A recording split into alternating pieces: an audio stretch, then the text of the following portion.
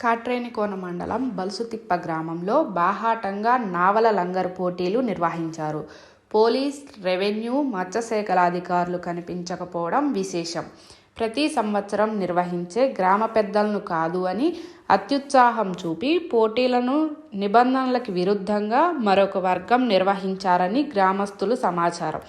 ఇలా చేయడం వల్ల గ్రామాల్లో వర్గపోరుకు దారితీసే ప్రమాదముందని పలువురు ఆందోళనలు వ్యక్తం చేస్తున్నారు. అయితే ఈ పోటీలో సుమారు 40 నావలు పాల్గొన్నట్లు సమాచారం.